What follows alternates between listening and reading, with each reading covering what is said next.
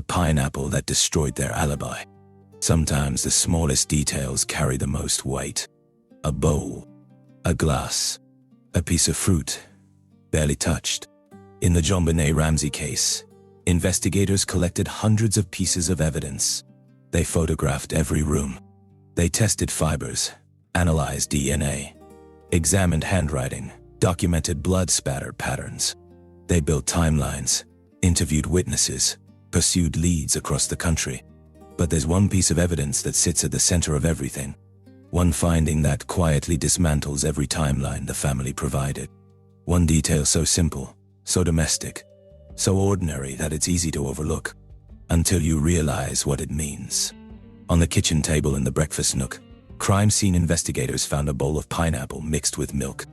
Next to it, a glass that had contained iced tea, completely empty now, drained to the bottom. And in JonBenet's stomach during the autopsy, they found fresh pineapple, undigested, barely broken down. Eden, the medical examiner, estimated somewhere between 30 and 45 minutes before she passed.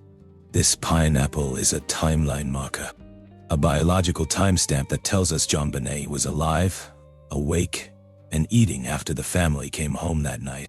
But according to John and Patsy Ramsey, JonBenet never woke up. She went straight to bed. She never came downstairs. She never ate anything. So how did pineapple get into her stomach? For nearly 3 decades, the Ramsey family has refused to answer that question. They've deflected it, avoided it, claimed not to remember. But the pineapple knows. And so do the fingerprints on that bowl and that glass. Because this wasn't an intruder who fed JonBenet. This was family. And the evidence proves it. Act 1. The Discovery. December 26, 1996. While investigators are processing the Ramsey home, photographing every room, documenting every surface. On the breakfast nook table, a small table with 4 chairs, positioned near a window overlooking the yard. A white bowl containing chunks of pineapple mixed with what appears to be milk or cream. A tall glass, empty, with residue suggesting it had held iced tea. At the time, no one realizes how significant these items will become. It's not until later, when the autopsy report comes back from the medical examiner, that the pineapple takes on meaning. Dr. John Meyer, the Boulder County coroner, notes in his findings, the stomach contains a small amount of viscous to green to tan-colored mucoid material. Fresh pineapple. In her stomach. Undigested. From a physiological standpoint, this tells us something critical about timing. When you eat food, it doesn't stay in your stomach indefinitely. Digestion begins almost immediately. The stomach breaks down what you've consumed, mixing it with gastric juices, slowly moving it into the small intestine where nutrients are absorbed. The rate at which food moves through your system depends on what you've eaten. Simple sugars and fruits digest relatively quickly. Heavier foods, proteins, fats, take longer. Pineapple, being a fruit with high water content and natural enzymes, moves through the digestive system faster than most foods. When medical examiners find undigested food in a stomach during autopsy, they can estimate, based on the degree of breakdown. In JonBenet's case, the pineapple was still recognizable, still intact enough to identify. The gastric process had barely begun. Dr. Meyer estimated she had eaten it somewhere between 30 minutes and 2 hours before she passed. Other experts, reviewing the findings, narrowed that window to 30 to 45 minutes. This is a fact, not speculation, not theory. A measurable, biological fact.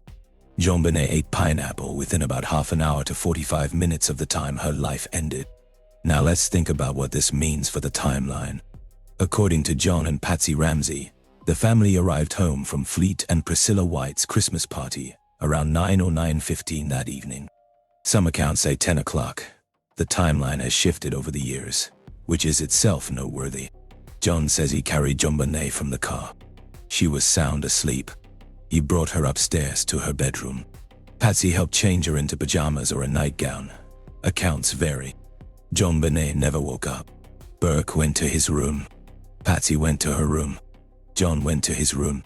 Everyone went to sleep. That's the story. But if JonBenet ate pineapple 30 to 45 minutes before she passed, and if her body was found in the basement, and if we believe the timeline the medical examiner provides, but she was like, which means she was awake, downstairs, eating, not asleep in her bed, as her parents claimed. The pineapple doesn't fit their narrative. And that's why, for 29 years, they've refused to talk about it. Act 2. The lies. When investigators asked Patsy Ramsey about the pineapple, her reaction was immediate and telling. They showed her crime scene photographs. The bowl on the breakfast nook table. The glass next to it. "Do you recognize this?" they asked. Patsy squirmed. She deflected. She said she didn't know where it came from. She couldn't recall seeing it. She didn't put it there. They pressed her. "Is this your bowl?" She hesitated. Maybe. She wasn't sure. She had bowls like that, but she didn't remember using one that night. "Did you give JonBenet pineapple before bed?" No, she didn't. JonBenet went straight to sleep. The evasiveness is striking. This isn't a complicated question. Either you made your daughter a snack, or you didn't. Either you saw this bowl, or you didn't. But Patsy couldn't, or wouldn't, give a straight answer. John Ramsey was asked similar questions. "Who in your family drinks iced tea?" John said he didn't think anyone really did. Maybe Patsy, maybe Burke, but he wasn't sure. When investigators asked Patsy specifically about iced tea, she said it was more of a summer drink, something they'd have when the weather was warm, not something anyone would typically drink in December. And yet, there was that glass. And yet, empty, found on the table next to the pineapple bowl. In 1998, during one of Burke's interviews, an investigator asked him, "When was the last time you had iced tea?" Burke thought for a moment. "I don't know. Maybe at the Christmas party." Christmas party. The party on December 25th. The night JonBenet was lost. Burke admitted, casually, without seeming to realize the significance, that he'd had iced tea that day. The same day his parents claimed no one in the family drank iced tea in winter. Someone is lying. And it's not just about the tea. It's about the entire scenario. Because if Burke had iced tea that night, and if his fingerprints are on the glass found on the breakfast nook table, and they are in the kitchen after the family came home, which contradicts the story that everyone went straight to bed. From a psychological perspective, the family's behavior around the pineapple is revelatory. When innocent people are asked about a detail they don't remember, they say, "I don't know." They speculate. They try to be helpful. Maybe she got up and made herself a snack. Kids do that. I didn't hear her, but the Ramseys don't do that. They shut down. They become evasive. They act as if the pineapple is dangerous, something that could unravel their story if they acknowledge it. And they're right, because the pineapple does unravel their story. Completely. Act 3. The forensic evidence. Let's talk about what the physical evidence tells us. The bowl found on the breakfast nook table was tested for fingerprints. Patsy Ramsey's prints were found on it. The glass, the empty iced tea glass, was also tested. Burke Ramsey's fingerprints were found on it. Now, fingerprints don't tell us exactly when someone touched something. They could be old, left from a previous use. But in the context of everything else we know, they tell us who handled these items. Patsy touched the bowl. Burke touched the glass. And here's what makes this evidence even more compelling: the condition of the bowl and glass. The glass was empty, completely drained. Someone had drunk all the tea. The bowl was mostly full. A few pieces of pineapple were missing, presumably eaten, but the majority remained. This is classic child behavior. Anyone who's raised kids or worked with them knows the pattern. Children go for the drink first. They want the beverage. The food is secondary. You set a meal in front of a child, and the first thing they reach for is the juice, the milk, the soda. You have to remind them to eat their food before finishing their drink. What we're seeing here is exactly that pattern. Someone drank all the tea, quickly, eagerly, and someone else ate just a little bit of the pineapple before stopping. Burke, drank the tea. JonBenet ate the pineapple. But there's another detail that's crucial.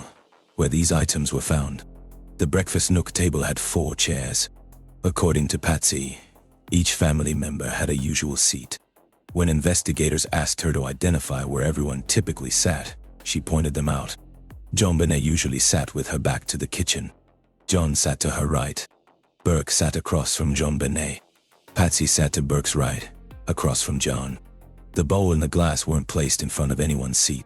They were positioned in the center of the table, between the seats where Patsy and Burke normally sat. Think about what that placement means. If an intruder had made this snack, would they know the family's seating arrangement?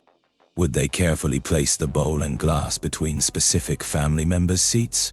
No. They'd put it wherever, or they wouldn't make a snack at all.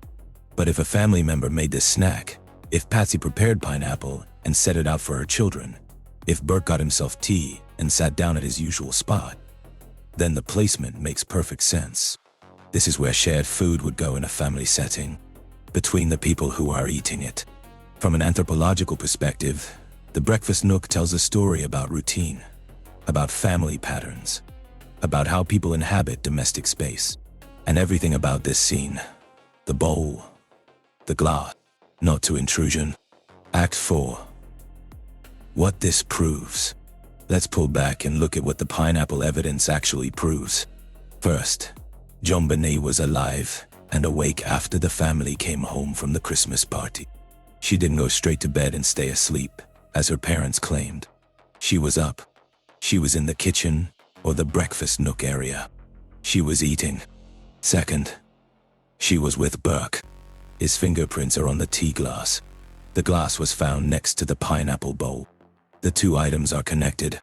They were part of the same late-night snack. Burke has admitted in various interviews over the years that he went downstairs after his parents went to bed. He wanted to play with a new toy. He didn't say how long he was down there. He didn't say if anyone else was with him. But the pineapple says JonBenet was with him, because she ate it, and it was sitting on the table where Burke's tea glass was. Third, Patsy was involved in some capacity. Her fingerprints are on the bowl. Now, it's possible those prints were left earlier in the day, from a previous use. Fingerprints can persist. But given the fresh pineapple in JonBenet's stomach, given the bowl's location, given the context, the most logical explanation is that Patsy prepared or served the pineapple that night. Maybe she made it for the kids before she went to bed. Maybe she came downstairs later and found them awake and made them a snack. We don't know the exact sequence, but her fingerprints connect her to the bowl, and the bowl connects to JonBenet's last meal. Fourth, and most critically, this was not an intruder scenario. An intruder breaking into the house wouldn't know that JonBenet liked pineapple with milk. That's a specific preference, not something you guess. An intruder wouldn't sit down at the family's breakfast nook table, in the middle of a supposed kidnapping, and prepare a snack. An intruder wouldn't drink an entire glass of iced tea, and then carefully place it next to a bowl of pineapple positioned between family members' usual seats. An intruder wouldn't know the family's routines, their eating habits, their seating arrangements. But a family member would. Everything about this scene, every detail, every piece of forensic evidence, every behavioral marker. Burke was downstairs. He admits it. JonBenet joined him. The pineapple proves it. Patsy was involved in preparing or serving food. Her fingerprints prove it. And within 30 to 45 minutes of eating that pineapple, JonBenet was gone. Something happened in that window of time. Something that took place while at least 2 family members were awakened together. From a forensic criminology standpoint, the pineapple is a smoking gun. It's physical evidence that cannot be explained away. It's a biological fact that anchors the timeline in a way that contradicts everything the family has said. And the family's response, their refusal to discuss it, their evasiveness when questioned, their inability or unwillingness to provide any explanation, tells us they know how damaging it is. If the pineapple could be explained innocently, they'd explain it. JonBenet woke up. She was hungry. I made her a snack. That's all they'd have to say. But they don't say that. Because saying that means admitting JonBenet was awake. Admitting the timeline they've given is false. Admitting that someone in the family was with her in the time leading up to her passing. And once you admit that, the entire intruder narrative collapses. Because if JonBenet was downstairs with Burke, eating pineapple, in the late night hours after the party, then the story changes. It's no longer a stranger breaking in and taking a child from her bed. It's a family interaction. A late night moment. Kids awake when they should be sleeping. And then, we don't know exactly what. The pineapple can't tell us that. But it tells us enough. It tells us the Ramseys have been lying about the most basic facts of that night. About who was awake. About where people were. About what was happening in the house. And if they've been lying about the pineapple, what else have they been lying about? Ending. For 29 years, the Ramsey family has maintained a simple timeline. They came home from the Christmas party. JonBenet was asleep. They put her to bed. Everyone went to sleep. An intruder broke in, took JonBenet, left a ransom note, and by morning, she was gone. It's a clean narrative. A tragic story with a clear villain, the unknown intruder. But the pineapple destroys that narrative.